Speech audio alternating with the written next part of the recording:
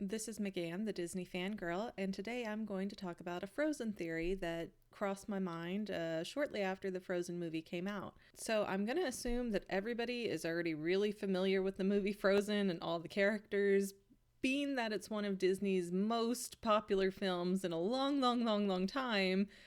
Yeah, I'm just going to make that assumption for everybody. But in case you're not the super fan that my daughter is and you don't have every character committed to memory, there is one that's kind of not a main character, but really a memorable character, and that would be Marshmallow.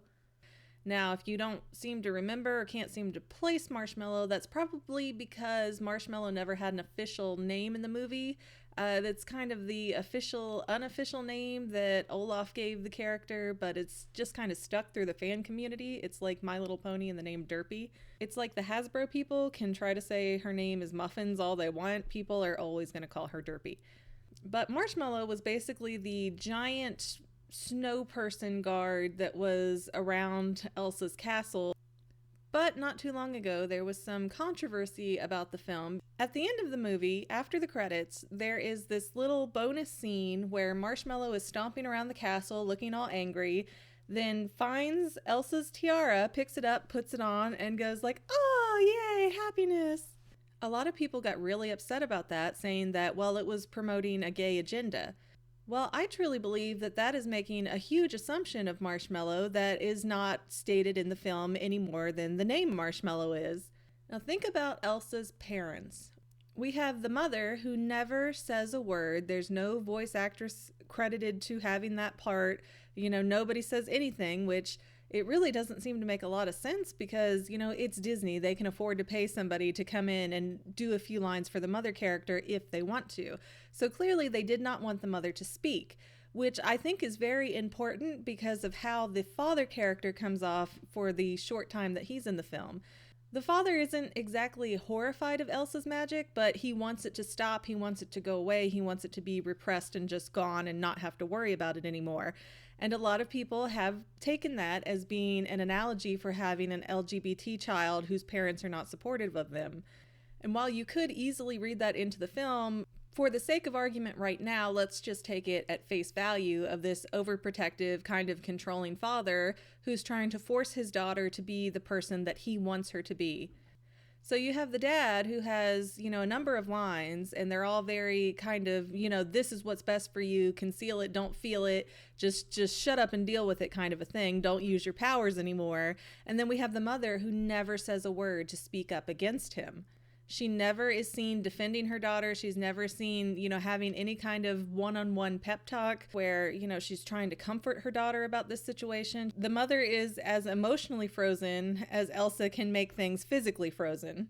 And I think that's really important because when Elsa goes through the film and she is using her snow powers, one of the first things she does is create Olaf, who is clearly a male character because we hear his voice, even though snowmen are kind of androgynous to begin with.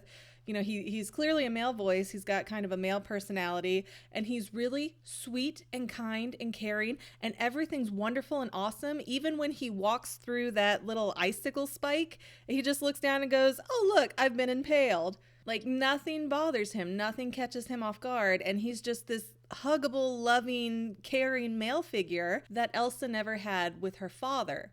So I think Olaf is the father that Elsa always wished that she had.